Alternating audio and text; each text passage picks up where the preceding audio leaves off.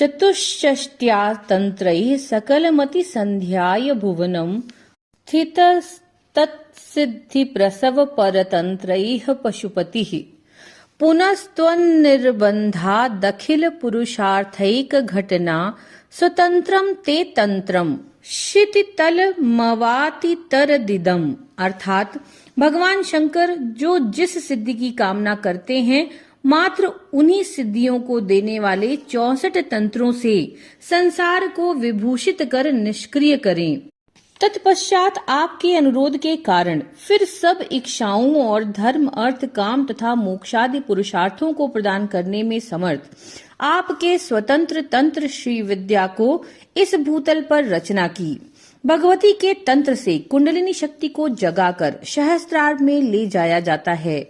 भगवती ने देखा कि 64 तंत्रों से श्रेय की प्राप्ति नहीं हो सकती। तब शंकर जी से श्रेय की प्राप्ति का साधन बताने का अनुरोध किया। तब शंकर जी ने 64 तंत्रों से अलग स्वतंत्र तंत्र समयाचार का साधन कहा। इस तंत्र में श्री विद्या का रहस्य बतलाया गया जो स्वयं महात्रिपुर का स्वरूप है। शिव शक्ति कामा क्षितिरथ रवि शीत किरण स्मरो हंसः शक्रस्तदनुच परामार हर्यः अमीरलेखाभिस्तिश्रभिर्वसानेषु घटिताः भजन्ते वर्णास्ते तब जननी नामा वयवताम। अर्थात हे जननी, शिव बीजाक्षर क, शक्ति बीजाक्षर ए, मन्मथ बीजाक्षर ई, पृथ्वी बीजाक्षर ल, उसके पश्चात सूर्य बीजाक्षर ह, शीतल किरण वाले चंद्रमा का बीजाक्षर स, मन्मथ बीज क, हंस मंत्र स्थित आकाश बीज ह, इंद्र बीजाक्षर ल, उसके बाद पराशक्ति बीज स, भार अर्थात काम बीज क, हरि बीजाक्षर ल। इन तीनों के अंत में 3 बीज हरिंकारों को मिलाकर आपके नाम के अवयव स्वरूप वर्णों का जो मंत्र बन जाते हैं, साधक लोग भजन करते हैं। यह हादि विद्या लोपा मुद्रा का मंत्र है। स्मरम योनिम लक्ष्मीम त्रितयमिद मादौ तब मनोर निधायिके नित्ये निर्वधि महाभोग रसिकाः भजन्ति त्वाम चिंतामणि गुण निबद्धाक्षवलयाः शिवांगो जुह्यन्तः सुरभिघृत धारा हुतिशतैः। अर्थात हे आदि अंत से रहित नित्य, आपके पंचदशाक्षरी मंत्र के प्रारंभ में स्मर यानी काम बीज क्लीम, भुवनेश्वरी योनि बीज ह्रीम और लक्ष्मी बीज श्रीम, इन तीनों को मिलाकर आपके कुछ भक्त मनीषी अनवरत चिंतामणियों से गुथी हुई अक्षमाला पर आपका भजन करके आनंदित होते हैं एवं शक्ति त्रिकोण में स्थित अग्नि में कामधेनु से प्राप्त घी की आत्मानंद से सैकड़ों आहुतियां देते हैं। भगवती की उपासना भोग और मोक्ष दोनों प्रदान करती है। भोगों में रत गृहस्थियों के लिए कादि विद्या की पूजा पद्धति आणवी दीक्षा द्वारा दी जाती है। शरीरम त्वं शंभोः शशि मिहिर वक्षोरुहयुगम तवात्मानं मन्ये भगवती नवात्मानमनघम्। अतः शेषः शेषित्ययमुभय साधारणतया स्थितः संबंधो वाम समरस परानंद परयोः। हे भगवती, मैं ऐसा मानता हूँ कि आपका जो शरीर है वह शंभु का है, जिसके वक्षस्थल पर सूर्य और चंद्रमा रूपी 2 स्तन उभरे हुए हैं। आपकी आत्मा विशुद्ध 9 व्यूह काल कुल नाम ज्ञान चित्त नाद बिंदु कला और जीव रूपी शंकर का शरीर है। इसलिए भोग भोगी का यह संबंध शेष और शेषीवत तुम दोनों में परस्पर समान रूप से स्थित हो। दोनों मार्गों का इतना एक रसपना है जैसे विशेषण और विशेषिका, अर्थात दोनों मार्ग परस्पर सापेक्षित हैं और एक दूसरे के बिना अपूर्ण हैं। दोनों को एकता का समरसपना दोनों की अभिन्नता प्रकट करता है, जैसे शक्कर और उसकी मधुरता। यह आदिदैव रूप है, अर्थात चित्त और आनंद का जोड़ा ही ब्रह्म और शक्ति का जोड़ा है। सूर्य से विश्व को प्राण शक्ति प्राप्त होती है एवं चंद्रमा से सोम रस की प्राप्ति। इसीलिए जगत जननी प्रकृति के दोनों स्तनों से उपमित किया गया है। व्योम त्वम मरुदसी मरुत्सारथी रसी त्वमापस्त्वं भूमिस्त्वयि परिणतायाम नहि परम त्वमेव स्वात्मानं परिणमयितुं विश्ववपुषा चिदानंदाकारम शिव युवती भावेन बिभृशे। अर्थात हे शिवप्रिय, आप मन तत्व हो, आप आकाश तत्व हो, आप वायु तत्व हो और जिसके रथ का सारथी वायु है वह अग्नि तत्व भी आप ही हो। आप जल तत्व भूमि तत्व के रूप में विद्यमान हैं। ये सारा विश्व आपके परिणाम का ही रूप है, अर्थात आपसे भिन्न कोई तत्व है ही नहीं। आप अपने स्वरूप को प्रपंच के रूप में परिणत करने के लिए परम शिव जी की पत्नी के रूप में चिदानंदाकार को विराट देह के भाव द्वारा व्यक्त करती हैं। तवाज्ञा चक्रस्थम तपन शशि कोटि द्युतिधरम परम शंभुम वंदे परिमिलित पार्श्वम परचिता। यमाराध्यन भक्त्या रवि शशि शुचि नाम विषये निरालोके लोके निवसति ही भालोक भुवने। अर्थात आपके आज्ञा चक्र में स्थित करोड़ों सूर्य और चंद्र के प्रकाश से युक्त पर शिव की मैं वंदना करता हूँ, जिनके वाम पार्श्व पराचिति से एकीभूत हैं। भक्ति पूर्वक जो मनुष्य इस रूप में आपकी उपासना करते हैं वे उस प्रकाशमान लोक में निवास करते हैं जो सूर्य चंद्र और अग्नि का विषय नहीं है, अथवा इन तीनों का विषय न होने के कारण उनके प्रकाश से प्रकाशित नहीं है।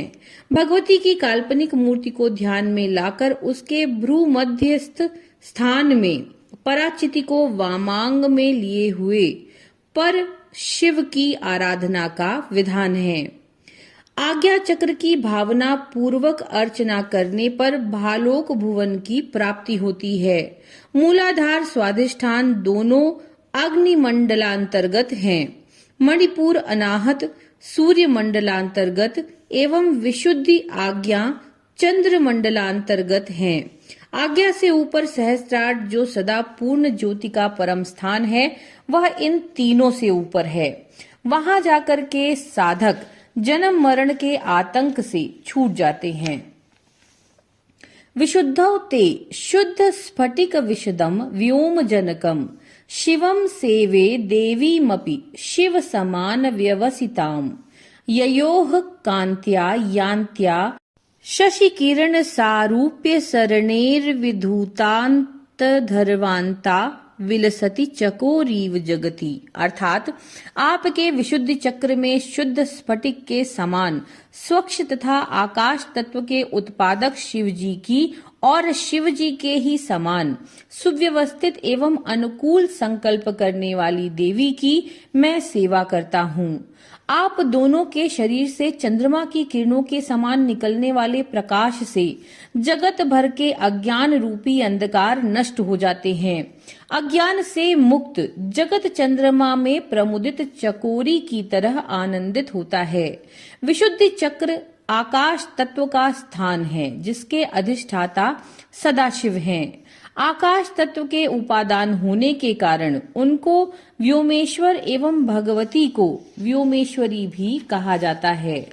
समुन्मीलत संवित कमल मकरंदै करसिकम भजे हंसद्वम किमपि महताम मानसचरम यदालापादष्टा दश गुणित विद्या परिणतिर् यदा दत्ते दोषाद गुण मखिल मध्य पय इव। अर्थात अच्छी तरह खिले हुए ज्ञान रूपी कमल के मात्र आनंद रूपी मकरंद को चाहने वाले एकमात्र रसिक उन आनंद भोगने वाले महापुरुषों के मान सरोवर में तैरते हुए अवर्णीय हंसों के जोड़े का मैं भजन करता हूँ।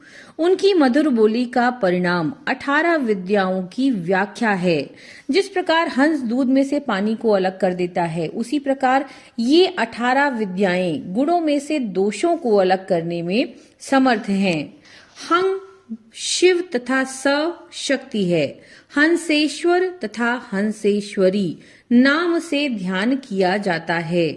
इन हंस युगलों के संभाषण से ही 18 विद्याओं यानी 4 वेद, शिक्षा, कल्प, व्याकरण, निरुक्त, ज्योतिष, छंद, मीमांसा, न्याय, पुराण, धर्मशास्त्र, आयुर्वेद, गांधर्व विद्या और नीति की रचना हुई है। तव स्वाधिष्ठाने हुत वहम धिष्ठाय निरतम तमीडे संवर्तम जननी महतीम ताम च समयाम यदा लोके लोकान दहति महति क्रोध कलिते दयाद्रा या दृष्टि शिशिर मुपचारम रचयति। अर्थात हे जननी, आपके स्वाधिष्ठान चक्र में जो अग्नि तत्व है, उसके अपने प्रभाव में रखने के लिए जो कालाग्नि रूप संवर्ताग्नि की एवं उस महिमामयी समया अथवा चंद्रकला शक्ति देवी की मैं स्तुति करता हूँ। जब रुद्र की क्रोध भरी दृष्टि रूपी संवर्ताग्नि लोकों को भस्म कर देती है, तब उस समय आपकी करुणा से आर्द्र दृष्टि शीतल उपचार करती है। प्रलय के समय संवर्ताग्नि पृथ्वी को जल में, जल को तेज में, तेज को वायु और वायु को आकाश में लीन करता हुआ सब तत्वों को प्रकृति में लीन कर देता है। तब देवी दयाद्र विभूत दृष्टि से संवर्ताग्नि को शांत करके लोकानुग्रह करती हैं, विविध रचना करने लगती हैं। तड़ित्वंतम शक्त्या तिमिर परिपंथी स्फुरणया स्फुरन्ना नारत्नाभरण परिणद्धेन्द्र धनुषम तव श्यामं मेघम कमपि मणिपूरैक शरणम निषेवे वर्षंतम हर मिहिर तप्तम त्रिभुवनम। अर्थात आपके सदाशिव तत्व जिसने मणिपुर चक्र को अपना निवास स्थान बनाया है, जिसमें अंधकार की प्रतिद्वंद्विनी पराशक्ति रूपी बिजली की चमक से युक्त नाना प्रकार के रत्न आभूषणों की चमक से अलंकृत इंद्रधनुष का रूप धारण किए हुए श्याम मेघों को धारण करने वाले और जो अग्नि एवं सूर्य के ताप से संतप्त त्रिलोकी को अपनी वृष्टि से शीतलता प्रदान कर रहे हैं, ऐसे जल को मैं प्रणाम करता हूँ।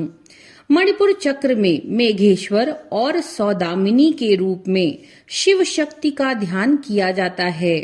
सूर्य का स्थान ऊपर और अग्नि का स्थान नीचे होने के कारण दोनों के ताप से संपूर्ण देह रूपी त्रिभुवन तप्त होने पर जल रूप से मेघों का रूप मणिपुर चक्र में धारण कर लेता है और मेघों में अग्नि विद्युत सदृश चमकने लगती है। इन दोनों के योग से वर्षा रूपी जल का सिंचन सारे शरीर में होने लगता है। तवाधारे मूले सह समयया लास्य परया नवात्मानं मन्ये नवरस महातांडवनटम उभाभ्यामेताभ्या मुदय विधि मुदृश्य दयया सनाथाभ्याम जग्गे जनक जननी मज्ज गदिदम। अर्थात आपके मूलाधार चक्र में नृत्य करती हुई समया देवी आपके साथ नवरसों से युक्त श्रेष्ठ तांडव नृत्य करने वाले नटेश्वर नवात्मा शिव जी का मैं चिंतन करता हूँ। प्रलय में नष्ट हुई सृष्टि के प्रति दया से प्रेरित आप दोनों दंपति बने, जिससे इस जगत को जनक जननी प्राप्त हो। लास्य भगवती के और तांडव शंकर के नृत्य का नाम है। यह समस्त जड़ चेतन में विश्व शंकर भगवान के अविराम तांडव नृत्य का अभिनय है और उनके तांडव के अंगहार ही मानो सत शक्ति के परिणाम क्रम के विभिन्न स्तरों पर उसकी स्वांग भरी नृत्य कलाएं हैं, जिनके श्रृंगार के नवरस परिपूर्ण हाव भावों में शंकर जी के चिदानंद स्वरूप का प्रत्याभास हो रहा है। गतैर्माणिक्यत्वं गगनमणिभिः सान्द्रघटितं किरीटं ते हेमं हिमगिरिसुते कीर्तयति यः स नीडे यच्छायाच्छुरण शबलं चन्द्रशकलं धनुः शौनासीरं किमिति न निबध्नाति धीषणाम। अर्थात, हे हिमाचल कन्या, यदि जो मनुष्य आपके स्वर्ण के बने हुए मुकुट का वर्णन करना चाहे तो वह ऐसी ही धारणा करेगा ना कि मानो इंद्रधनुष निकला हुआ है, क्योंकि जिस प्रकार वह मुकुट तारागण रूपी मड़ियों से क्रमबद्ध जड़ा हुआ है और चंद्रमा के टुकड़ों से बने पक्षी के घोंसले के जैसा दीख पड़ता है और जो उषः काल के प्रकाश में रंग बिरंगा चमक रहा है, ऐसे ही इंद्रधनुष दिखता है। उषाकालीन आकाश प्रकृति देवी का मुकुट है।